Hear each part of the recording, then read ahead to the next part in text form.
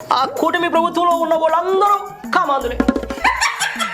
మన సంజన సుకన్యతో గంట అరగంట పంపించేసిన మన ఆంబోతు కూడా కామంది కదన్నా. ఇది జంగిల్ రాజ్యమా అని అనిపిస్తూ ఉంది. మన గోరెంట్ల కాడి న్యూడ్ వీడియోని తప్పు పట్టను మనది రాజారెడ్డి రాజ్యమా కన్నా.